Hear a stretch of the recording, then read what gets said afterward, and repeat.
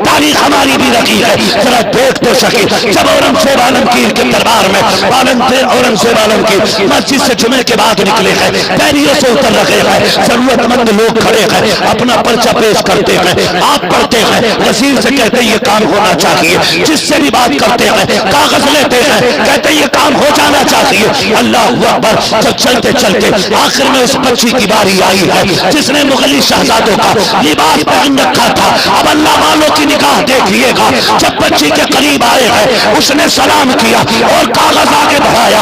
आपने खुदा की कसम अपने डायरेक्ट हाथ से कागज नहीं पकड़ा, चादर के कोने से इस तरह से हाथ को चादर में लिया और लेने के बाद ऐसे कागज को लिया और कहा बेटी क्या जरूरत पड़ गई है जब मर्दों की जगह के खड़ी हो गई है। अल्लाह अकबर। इतना कहना था, बच्ची की आंख में आंसू आए, कहा दर्द लेके आई हूँ, कहा सुन बेटियों से बातें मैदान में नहीं की जाती, बेटियों से बातें अंदर मकान में की जाया करती। दौड़ रहा है हमारा, दौड़ रहा है, दिल दुखा भी। आपने भी शायद देखा होगा, वो एक छछुंदर स्टॉल लगा के खाना बांट रहा है। हाँ, स्टॉल लगा के खाना बांट रहा है और कह रहा है हमारे धर्म का नारा लगाएगा जो उसे रोटी मिलेगी, जो नहीं लगाएगा उसे रोटी नहीं मिलेगी। हमें आतंकवादी कहने वालों, मैं तुमसे पूछता हूं, इसके जहन में जो ये कीड़ा है ये किसने पैदा कर दिया? क्या इसके जुमले से इसके मिजाज और इसकी मानसिकता का पता नहीं चलता? हाँ, कोई कहता है हम कपड़ों से पहचानेंगे, कोई रोटी बांटते हुए कहता है कि रोटी उसे दी जाएगी जो मजहब का नारा लगाएगा। मैं कहता हूं तू अजमेर ना चल, अगर वक्त है तो बिलग्राम शरीफ चल। मैं तुझे बताऊं रोटियां कैसे खिलाई जाती है। अजमेर दूर है, कलियर शरीफ दूर है, यहां से बिलग्राम शरीफ करीब है, बिलग्राम शरीफ करीब है और उर्स भी आने वाला है। 9-10 तारीख को उर्स वासी आ रहा। मेरा चैलेंज है, जात देख के टुकड़े खिलाने वालों, माँ का दूध पिया है तो नबी का बेटा बिलग्राम में लंगर चलाता है, और देख किससे शजरे पूछ के रोटी दी जाती है, किससे नजर देख के रोटी दी जाती है।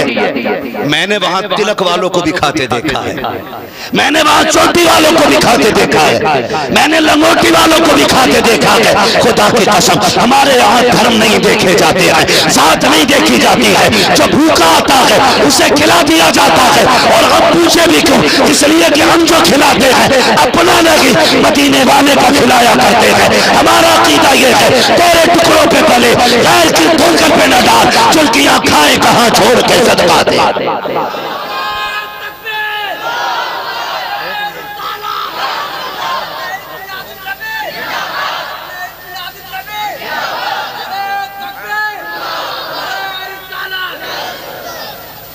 मैं आपसे ये बात तो बाद में करूं कि हमने कैसे खिलाया और कितना खिलाया, लेकिन उससे पहले आपसे एक शिकायत कर लूं। क्या जरूरत पड़ गई थी जो खातून जन्नत की कनीज ऐसे दुश्मनों की लाइन में जाके खड़ी हुई जो धर्म पूछे बगैर रोटी नहीं देते? ये उस बेटी को जरूरत पेश क्यों आई? इसकी वजह अगर देखोगे सिर्फ इतनी है, हमने ज़कात देना बंद कर दी है। सही बता रहा हूं, हमने ज़कात देना बंद कर दी है। काश हमने वक्त पे ज़कातें दी होती ना तो कोई भी बेटी सिग्नल पे आके भीख नहीं मांगती, कोई भी किसी की लाइन में लग के यूं रुसवा नहीं होती। आपसे इतनी गुजारिश है, आप अपने पड़ोस का ख्याल करें। आपके पड़ोस में कोई भूखा नहीं रहना चाहिए। किसी भी धर्म का बंदा है ना, उसे खुदा का बंदा समझ के रोटी खिलाओगे आप। आपके घर में 2 रोटी है तो 1 रोटी उस भूखे को जाके दो, 1 रोटी पे आप गुजारा करो। लेकिन आपका पड़ोसी भूखा नहीं होना चाहिए। दुनिया को पता लग जाना चाहिए इस्लाम के मानने वाले तंग नजर नहीं होते हैं, इस्लाम के मानने वाले अमन पसंद हुआ करते हैं। ये दुनिया को पता लगना चाहिए। हमने ना हक नहीं दिया जिसका जो हक था। माफ कीजिएगा। हम ना अगर ज़कात 10 लाख फर्ज है ना, तो पीर साहब को 5 लाख दे के ना जन्नती होने की दुआ करा लेते। छुट्टी मौलवी से बात करेंगे ना तो मौलवी हिसाब लगा देगा, 5 क्यों दे रहा, अभी 6 बाकी रह गई है, 11 लाख ज़कात बनती है। सुने मेरे भाई, लुक़्मे हलाल करके खाइए, रोजी पाक करके खाइएगा, वरना नस्लों को बचाने वाला कोई नसीब नहीं होगा। हमारा ही दौर रहा है हमारा भी अपना। जाओ जाके बेटियों बहनों को बताओ, खुदा की कसम जहन्नम कोई सर्कस नहीं है, ख्वाब में दिखाई गई आग नहीं है। जहन्नम इतनी खतरनाक जगह है जिसे महबूब ने जब से देखा था रातों को सोना छोड़ दिया था। जाओ जाके बेटियों को बता दो, जहन्नम इतनी खतरनाक जगह है कि अगर जहन्नम की आग से निकाल के बंदे को दुनिया की आग में सुला दिया जाए ना, तो ऐसे चैन की नींद सोएगा जैसे आज बंदा एसी की ठंडी हवा में सोता है। इतनी खतरनाक जगह है जहन्नम, उससे डरो और नस्लों को बचाने की कोशिश करो, नस्लों को बचाने की कोशिश करो।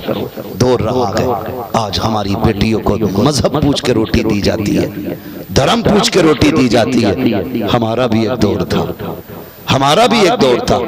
आज तुम जो चाहोगे वो हिस्ट्री पढ़ी जाएगी, आज तुम जैसे बता दोगे बच्चे वो तारीख दोहराएंगे। मैं अपनी कौम पे भी रोना आता है, अगर तुमसे पूछ लूं जंगे आजादी का मुजाहिद कौन है ना, तो 70% हमारी कौम के बच्चों को अपने मुजाहिदों का नाम याद नहीं आता। हाँ 70%। वो कहते मौलवियों को आता क्या, खुदा की कसम जहां मौलवी की बात रह गई ना, जहां जाके साइंस दम तोड़ देती है ना, वहां से हुजूर के दीन के वारिस की सोच का आगाज हुआ करता है। एक कुतिया भौंक रही थी, कहती थी मुसलमान साइंस पढ़ने नहीं देते मुसलमानों को।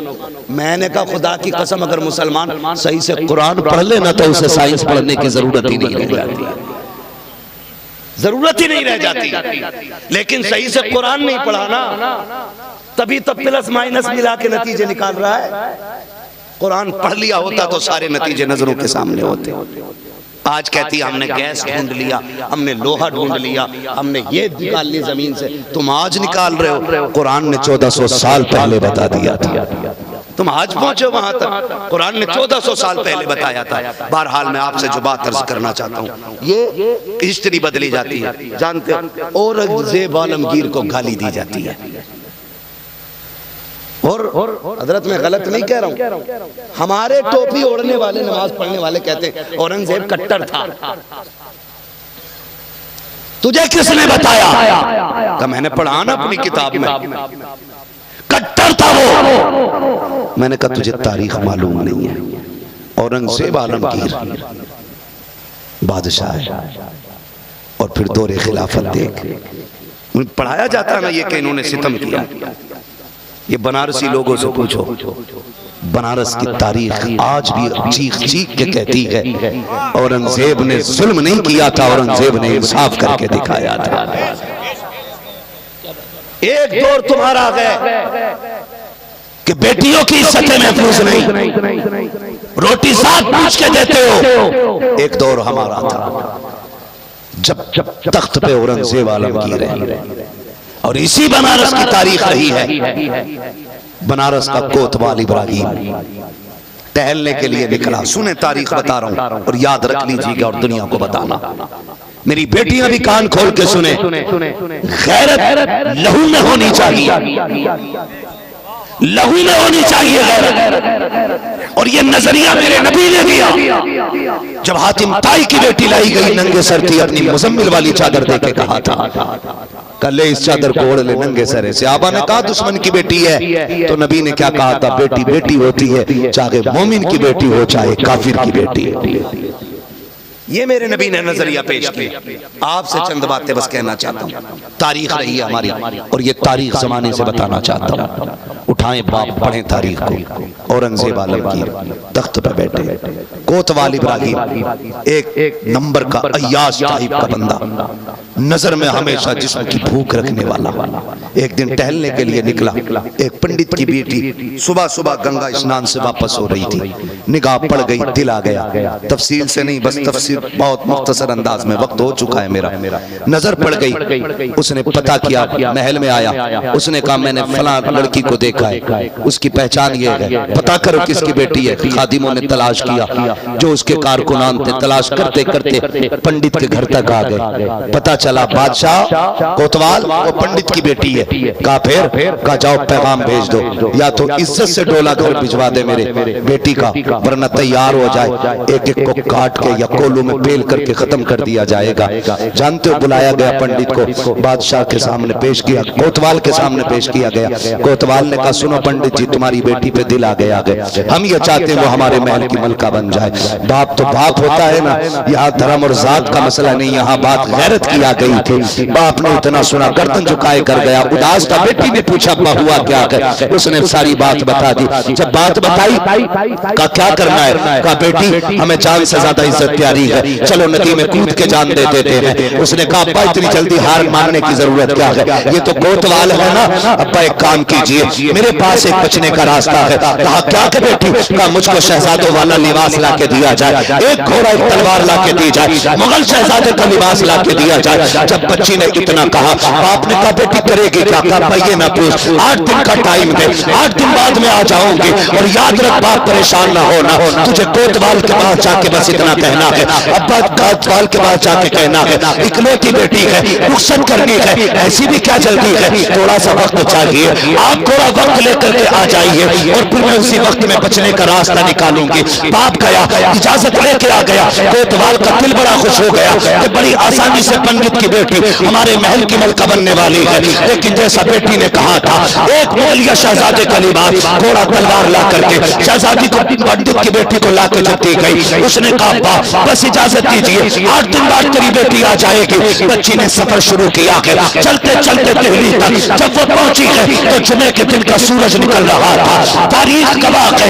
कि जब जुमे का दिन होता था, औरंगजेब आलम की जब मस्जिद की सीढ़ियों से उतरते थे, जरूरतमंद हाजतमंदों की लाइनें लगी रहती थी। मुझे तो हैरत होती है, आज तुझे औरंगजेब की तारीख दिखा दो जिसे तुम कट्टर कहते हो। हमारी बेटी आई, तुमने 2 लफ्जों का कागज न लिया। मैं कहना यह चाहता हूँ, एक तारीख हमारी भी रखी है, जरा देख तो सके। जब औरंगजेब आलमगीर के दरबार में औरंगजेब आलमगीर मस्जिद से जुमे के बाद निकले हैं, पैरियों से उतर रहे हैं, जरूरतमंद लोग खड़े हैं, अपना पर्चा पेश करते हैं, आप पढ़ते हैं, वजीर से कहते हैं ये काम होना चाहिए, जिससे भी बात करते हैं कागज लेते हैं, कहते हैं ये काम हो जाना चाहिए। अल्लाह अकबर। तो चलते चलते आखिर में उस बच्ची की बारी आई है जिसने मुगली शहजादों का लिबास पहन रखा था। अब अल्लाह वालों की निगाह देखिएगा, जब बच्ची के करीब आए हैं उसने सलाम किया और कागज आगे बढ़ाया।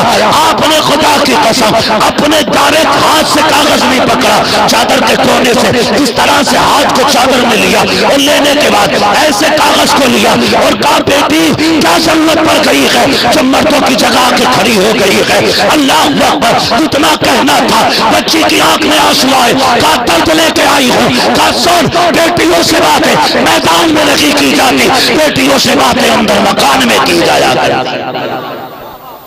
हाँ, कोई डर नहीं लगता, फांसी दो या गोली मारो। अगर हुजूर के दीन की कदर नहीं तो फिर जीने का मतलब भी कोई नहीं है। सीधी सी बात है। मैं तो आपको झिझोड़ करके पूछना चाहता हूं, एक बेटी बैठी है, पहले नंबर पे बैठी थी, उसने अपना कागज देना चाहा, तुम हाथ करके इशारा आगे बढ़ गए। एकता का नारा लगाने वालों, ये दोहरे रवैये इस्लाम की तारीख पढ़े। का बेटियों से बात मैदान में नहीं, महल में हो। हाँ, चेहरा नहीं देखा, गर्दन झुकी है, शहजादों वाला लिबास, लड़का लग रही, लेकिन फिर भी आपको देखो, चादर से पकड़ के उसका कागज लिया, बेटी महल में चल। आप जब महल में आए ना, फरमाया गया हुक्म होता है कि बच्ची को पेश किया जाए। जब बच्ची आई ना, फरमाने लगे क्या बात है बताया जाए। बच्ची की हिचकियां बन गई। जनाब आपका जो कोतवाल है ना इब्राहिम, वो हमारी इज्जत का दुश्मन बन गया है, उसने इतने दिन का वक्त दिया है, अगर उस में उसके दरवाजे पे डोली नहीं गई ना तो हमारे घर के बच्चे बच्चे को कत्ल करा देगा, कोई बचेगा नहीं। आपके पास फरियादी बन के आई हूँ, आपका कोतवाल है ये। औरंगजेब आलमगीर ने कहा बेटी परेशान ना हो, जैसा मेरा कोतवाल कहता है वैसा ही जाके करो। उसने जो वक्त दिया है उसी वक्त पे डोले में बैठो, दुल्हन बनो और उसके दरवाजे तक जाइए, जैसा वो कहता है वैसे किया जाए। अल्लाह अकबर, तारीख गवाह है। बच्ची को ठेस तो लगी है, दिल तो टूटा है, तो बड़ी उम्मीदें लेकर के बनारस से दिल्ली आई है, लेकिन अफसोस की बात यह है खाली हाथ जाना पड़ रहा है। बच्ची रोती हुई वापस आई है, 8 दिन के बाद वतन पहुंची है। बाप ने कहा बेटी हुआ क्या है? कहा बच्ची गई थी बादशाहों के बादशाह के पास, मुसलमानों के बादशाह के पास। कहा किस लिए? कहा उससे मदद मांगने गई थी। कहा उसने क्या कहा है? कहा तो उसने भी ये कह दिया है जैसा मेरा कोतवाल कहता है वैसा ही किया जाए। बाप ने कहा बेटी अब तो सारी उम्मीदें खत्म हो गई है, चलो अब चल के दरिया में कूद के जान दे देते हैं या जहर खा लेते हैं। बच्ची कहती है नहीं बाबा, जैसा उसने कहा है मैं वैसा ही करूंगी। कहा क्यों? कहा उसने 3 मरतबा मुझे बेटी कह के पुकारा था, और जब मुसलमान किसी को बेटी कह देता है उसकी इज्जत लुटने नहीं दिया करता।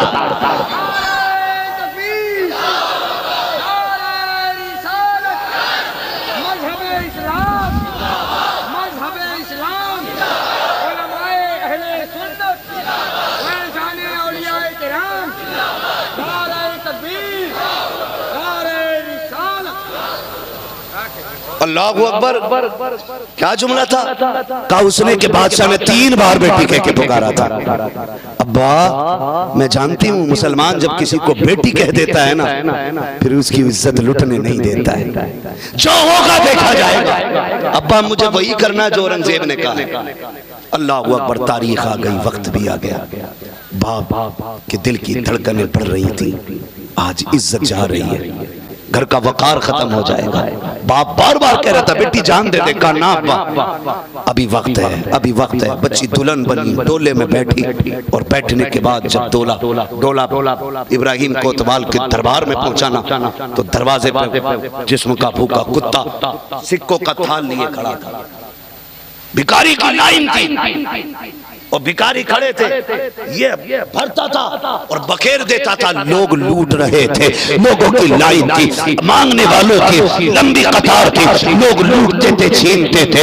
अल्लाह अकबर, उसी मांगने वालों की भीड़ में से एक फकीर और नमूदार होता है, उसके बदन पे जो चादर है वो कई जगह से पैबंद लगी हुई है, जो चादर और रखी है वो लगता था पुराना कोई फकीर आया है, आकर के उसने भी हाथ फैला दिया। कोतवाल सबको नवाज रहे हो, मुझे भी कुछ दिया जाए। कोतवाल ने कहा था तुझे नीचे पड़े सिक्के नजर नहीं आ रहे, ये देख सिक्के ज्यादा न उठाने वाले कम है, उठा क्यों नहीं लेता है? उस फकीर ने कहा था मैं अलग तरीके का फकीर हूँ, मैं फेंका हुआ नहीं उठाया करता, अगर देना है तो हाथ में दे। इब्राहिम ने कहा बड़ा जिद्दी है, थाल में हाथ डाला, मुट्ठी भरी फकीर के हाथ पे रखी, जैसे हाथ में हाथ आया है फकीर ने कलाई थामी है, और जब चादर उतारी है वो कोई फकीर न था, अपने वक्त का बादशाह औरंगजेब आलमगीर था। पकड़ी कलाई और ऐलान किया तो मस्त हाथी बुलाए जाए, पागल हाथियों को बुलाया, दोनों हाथियों में उसकी दोनों टांगे बांध करके बीच से चौक में चीर दिया गया और बता दिया याद रखो औरंगजेब का दौर है, जो भी कानून तोड़ेगा साथ नहीं देखी जाएगी, उसको इसी तरह दुनिया से मिटा दिया जाएगा। अल्लाह अकबर। उसके बाद औरंगजेब आलमगीर ने क्या किया? कोतवाल था, यहाँ पे ये नहीं होता आपका मंत्री है तो आप घर वालों को ही मरवा दो, आपका नेता है तो आप वकील मरवा दो, आपका नेता है तो गवाह मरवा दो। यहाँ ये नहीं, यहाँ दीन का फैसला होता है। और जब तलवार उठती है ना फिर अपने पर आए का फर्क नहीं करती है, फिर वो मुजरिम देख के नहीं जुर्म देख के चला करती है, जुर्म देख के चला करती है। ये है इस्लाम, ये तारीख है हमारी। और जानते हो फरमाया कि अब इसकी डोले को जिस इज्जत से लेके आए हो ना उसी इज्जत से बाप की चौखट तक पहुंचा दिया जाए। उसी शान से डोला पहुंचा, बच्ची निकली, औरंगजेब आलमगीर निकले। जो जरूरी बात है वो ये है, आपने कहा बेटी पानी मिलेगा, कहा बिल्कुल बस अभी लाई। औरंगजेब आलमगीर ने कहा था बेटी जब से तू मेरे पास से आई है ना मैंने कसम खाई थी जब तक बेटी के साथ इंसाफ नहीं कर लूंगा एक घूंट पानी का हलक से नहीं उतार सकता। हलक से नहीं उतार सकता हूं। ये तारीख है हमारी। आज तारीख मस की जा रही है। बच्ची ने क्या कहा था? आपने कहा बेटी मैं चलूं, मुझे नमाज पढ़नी है। बच्ची ने कहा मुझे मालूम था तू आएगा फिर नमाज पढ़ेगा। कहा मैंने तेरे लिए ना एक जमीन साफ करके बना रखी है, चबूतरा बना रखा, आ इस पे नमाज पढ़। औरंगजेब आलमगीर ने सजदे शुक्र उसी जमीन पे किया और उसी जमीन पे फिर मस्जिद बना दी गई। और अब तक उस मस्जिद का जिम्मेदार जो रहता है उसी पंडित घराने से रहता है। खुदारा मेरी आपसे गुजारिश है नौजवानों, हम अपने रवैये ऐसे कर लें कि लोग देख के ये ना कहें कि इस्लाम के मानने वाले ऐसे होते, बल्कि इतने अच्छे रवैये कर लो लोग हमें देखें तो कहें अगर मुसलमान इतना अच्छा है तो फिर इनका मजहब इस्लाम कितना अच्छा होगा, इस्लाम कितना अच्छा होगा। रवैये बेहतर करें। बेटियों से गुजारिश है खुदारा बस मेरी बात जहन में रख लें कि कोई भी दीवाना, कोई भी आशिक, गुड्डू, पप्पू, भूरा, लल्लू, बंजू, कंजू तुम्हें वो इज्जत नहीं दे सकता जो तुम्हारा बाप तुम्हें इज्जत दे सकता है। हाँ, किसी की मोहब्बत तुम्हें वो इज्जत नहीं दे सकती है जो बाप की मोहब्बत तुम्हें दे सकती है। जिन बेटियों ने बाप के मुंह पे कालिक पोती उनका अंजाम दुनिया जानती है। या तो बैग में पैक मिली है, या फ्रिज में पैक मिली है, या नाले पे पड़ी मिली है, या रेलवे ट्रैक पे कटी मिली है। सुन मेरी बेटी, तेरी इज्जत का रखवाला भी बाप है और तेरी शान और अजमत का रखवाला भी तेरा बाप है। जाओ जाके बेटियों से कह देना ये दुनिया लालची है, धोखे में मत आना, धोखे में मत आना। ये बस जवानी के चंद साल काटने, चंद साल जवानी के, 15 साल जवानी के हों या 20 हों या 30 हो जाएं, इससे ज्यादा जवानी के साल नहीं रहते। जिसने ये 30 साल इज्जत से काट लिए, मरने की देर है, अल्लाह कब्र को जन्नत की क्यारी बना डालेगा। कब्र जो है ना सबके लिए गड्ढा नहीं है, सबके लिए अंधेरे का घर नहीं है, सबके लिए गड़ा नहीं है। जो साथ ईमान के जीते हैं, नेक अमल करते हैं, वही कब्र उनका महल नजर आया करती है। और जो बेईमान होके जाते हैं, बदअमालियां लेके जाएंगे तो फिर उनके लिए कब्र तंग नजर आती है। नौजवानों अल्लाह से दुआएं मांगो, अल्लाह हमें नेकियां करने की तौफीक अता फरमाए और मरने से पहले मालिक हमें तौबा की तौफीक नसीब फरमाए। ये अल्लाह से दुआएं मांगा करो, अपने घरों के उसूल अच्छे करो। तालीम जरूरी है, वो कहा था ना तालीम औरतों की जरूरी तो है मगर खातूने खाना हो वो सबा की परी ना हो। बच्चियां पढ़नी चाहिए लेकिन ऐसी जगह पढ़ाइए जहां पढ़ने वाली भी बेटी हो और पढ़ाने वाले भी बेटी हो। आपके बच्चे अगर ट्यूशन जाते हैं आप उनके एक एक मिनट का मुहासबा करें, एक एक मिनट के उनके टाइम का हिसाब लें और उनसे पूछें बेटे बता इतने घंटे कहाँ गुजारे थे, इतना वक्त कैसे लग गया। आज हमारे पास अखबार पढ़ने का टाइम है, न्यूज देखने का टाइम है, अगर नहीं है ना तो अपने बच्चों की बात सुनने का टाइम नहीं है। ये बात भी बड़ी जरूरी है, कान खोल के सुन लें। अपने बच्चों को अगर आपके पास वक्त है तो रोजाना कम से कम 15 मिनट का वक्त जरूर दें। कितने मिनट में, कितनी देर का, समझ पा रहे हैं सारे लोग? कितना वक्त देना है? ये इधर वाले क्यों नहीं बोल रहे? सारे कुआरे बैठे। अल्लाह करे आपकी भी शादियां हों और बच्चे आपके भी हों। कितने मिनट देने बच्चों को? 15 मिनट देना। पूरे घर को लेके आपको बैठना है। घर कैसे बचेंगे ये बात कर रहा हूं। बड़े बड़े उलमा इकराम तशरीफ फरमाए, इनकी दुआएं लेकर के मैं ये बात कह रहा हूँ।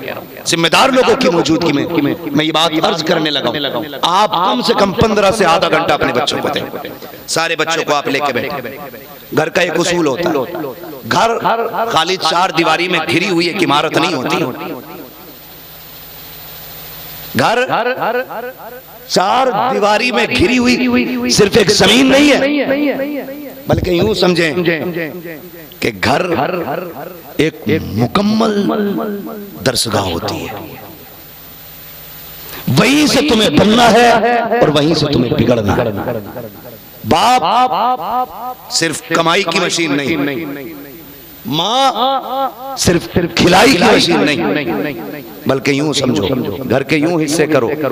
बाप घर जो है ना एक सल्तनत है, एक मुल्क है। घर क्या है?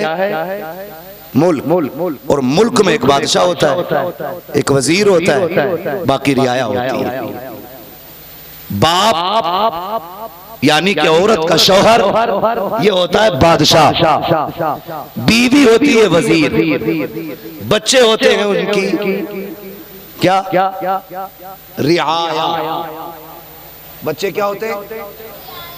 जोर से है रियाया, ठीक है। अब अगर बादशाह मुल्क से बाहर चला जाए तो जिम्मेदारी मुल्क की किस पर रहती है? बोले जो बोल गए अल्लाह सलामत रखे, किस पे? वजीर पे रहती है। ये बातें याद रखिएगा, खाली नारों से मुकद्दर नहीं समरेंगे, बदलना पड़ेगा रवैये अपने। बहुत गौर से पूरी बात सुनिए। जिम्मेदारी किस पे होती है? वजीर की। अगर वजीर और बादशाह की ना बनती हो, मुल्क बचेगा? मुल्क बचेगा? बादशाह बाहर से आया, वजीर से आके पूछा मुल्क का क्या हाल है? वजीर पहले से ही नाराज था, उल्टी बता दी, सब अच्छा चल रहा है, और जबकि अंदर अंदर बादशाह के खिलाफ प्लानिंग चल रही है। सल्तनत बचेगी? नहीं ना।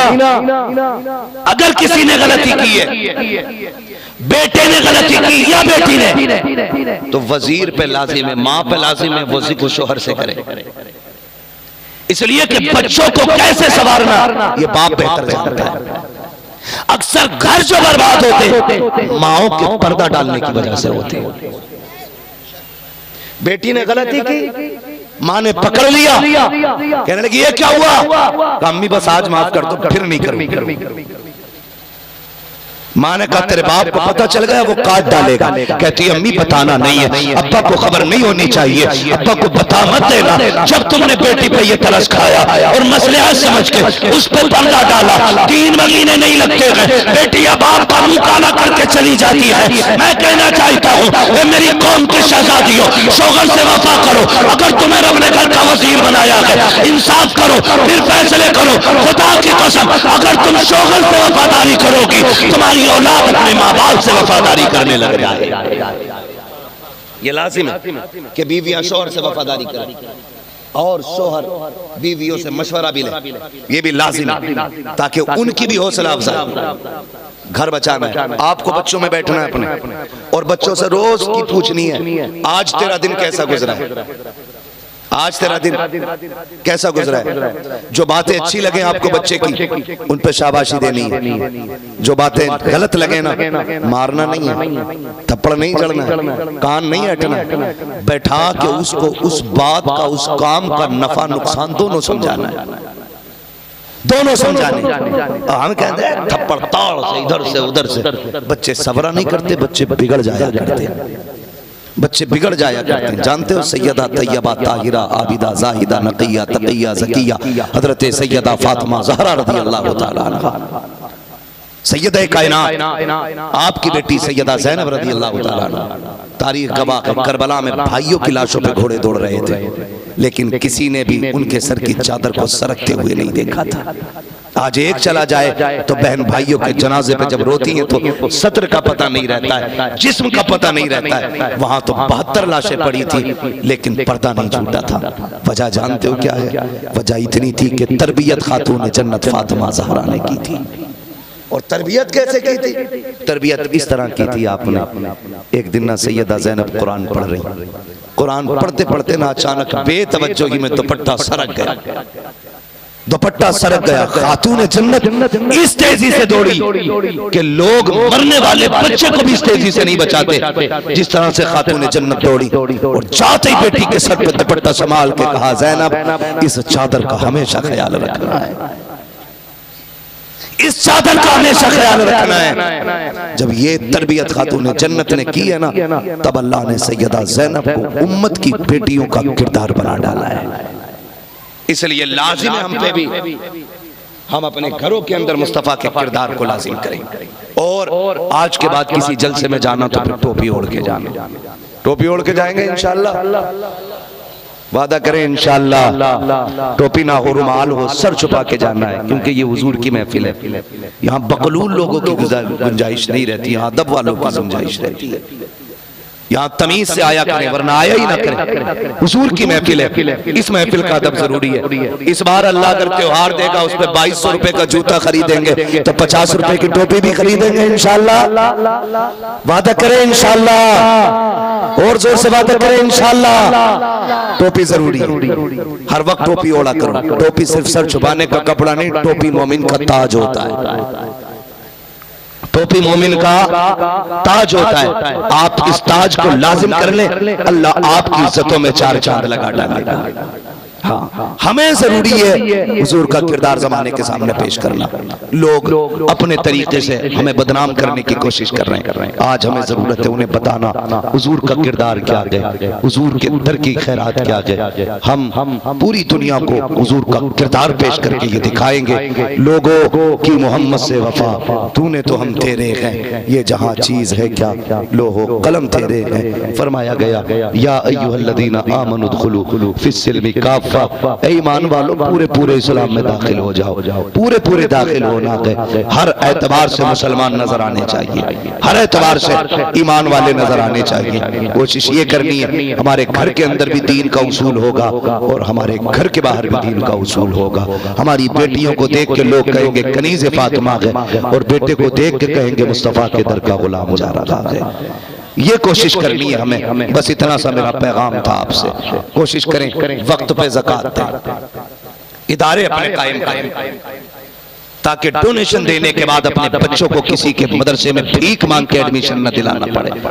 आपके अपने इदारे मजबूत होने चाहिए, आपकी अपनी तालीम गाहें अच्छी होनी चाहिए। कब तक भीख की तालीम में पढ़ते रहोगे? हमारी कौम की गोलकें तो भरी हुई हैं, लेकिन बच्चे भीख की तालीम पे पढ़ रहे हैं। भीख की तालीम पे ज़कात में मिलने वाली मार्कशीट पे कहता है ड्यूटी नहीं मिल रही है, नौकरी नहीं मिल रही है, मेहनत के दम पे हासिल कर, फिर देख अल्लाह तुझे कितनी इज्जत अता फरमाता है। जो पढ़ रहे हैं उनसे गुजारिश है चीटिंग से बचे, नकल से बचे, मेहनत करें और किसी मर्ज का इलाज बन जाए। आप किसी मर्ज का इलाज बन जाओगे, फिर अल्लाह मुकद्दर में कामयाबियां लिख डालेगा। खाली अपनी नाकामी का जिम्मेदार किसी और को नहीं ठहराना है। तो इंशाअल्लाह तालीम में मेहनत करेंगे, गेम खेलेंगे 3 बजे तक। अरे यार खेल लो पबजी, यही तो चलता है ना। 3 बजे तक डट के खेल रहे हैं, 11 बजे सो के उठ के कह रहे यार नौकरी नहीं लग रही है। नौकरी ऐसे नहीं लगा करती है, रत जगह चाहिए उनके लिए, और रत जगह गेम में नहीं चाहिए, रत जगह कोशिश में चाहिए। यकीन हुक्म अमल पैगाम मोहब्बत फातह आलम, जहाने जिंदगानी में यह मर्दों की शमशीर है। इसलिए मेहनत करनी है, कोशिश करनी है, और हमें यूं समझ लें खुद कुआं खोदना है और खुद पानी पीना है। खुद कुआं खोदना है, खुद पानी पीना है। वो कहा था किसी ने, मेरे वजूद मुझे एड़ियां रगड़ने दे, मेरा यकीन है पानी यहीं से निकलेगा, मेरा यकीन है पानी यहीं से निकलेगा। जरूरत है हमें सच्चा पक्का मुसलमान बनना है। अखलाक किरदार मुस्तफा वाले होने चाहिए। बेटियों के आगे हाथ जोड़ लेना, उनके पैरों में टोपी रखनी पड़े तो रख देना, उनसे इतनी इल्तिजा कर लेना, मेरी बहन मेरी इज्जत के लिए नहीं, हुजूर की इज्जत के लिए पर्दा कर ले, हुजूर की नामूस के लिए पर्दा कर ले, हुजूर की शरीयत के लिए पर्दा कर ले। खुदा की कसम बेटी अगर यहाँ घुटन भी होती है तो घुट के जी ले, थोड़ी देर की बात है, बस मौत आएगी, अल्लाह तेरी कब्र को जन्नत का एक महल बना देगा। ये जाके बेटियों को समझाओ, बहनों को समझाओ, बस जो हुए गलत उनको माफ फरमाए रब्बे कायनात। जिंदगी ने दिया साथ, फिर होगी मुलाकात, चमन रहा फूल खिलेंगे, जिंदगी रही फिर मिलेंगे। मुसाफिर है हम भी, मुसाफिर हो तुम भी, किसी मोड़ पर फिर मुलाकात होगी। फकीरान आए सदा कर चले, सदा खुश रहो ये दुआ कर चले। माशाअल्लाह भाई मोहम्मद अली फैजी साहब भी मिंबर शरीफ पे तशरीफ फरमा हो चुके हैं, समीर साहब भी तशरीफ फरमा के, अब आप रहेंगे और ये हिंदुस्तान के नामवर शोरा रहेंगे। आपसे इतनी गुजारिश है कहीं इतने जोश में मत आ जाना कि मेरा पैगाम भूल जाओ। इस पैगाम को भी याद रखना है, हुजूर के दीन पे अमल करना है। कोशिश यही करनी है कि बच्चियों को शरीयत के सांचे में डालना है, और हर बंदा अपने पड़ोसी का ख्याल रखे। अगर सारे अपने पड़ोसी का ख्याल रखना शुरू कर देना, फिर किसी की बेटी रोड पे जाके खाना नहीं मांगेगी, खाना नहीं मांगेगी। अल्लाह ताला हमारी नस्लों को मुस्तफा के किरदार पे अमल करने की तौफीक अता फरमाए। सारे लोग कलमा शरीफ पढ़ लीजिए, ला इलाहा और जोर से ला इलाहा इल्लल्लाह मुहम्मदुर रसूलुल्लाह अस्तगफिरुल्लाह रब्बी मिन कुल्लि ज़ंबिन व अतूबु इलैहि व मा अलैना इल्लल बलाग। अस्सलामु अलैकुम व रहमतुल्लाहि व बरकातुहू।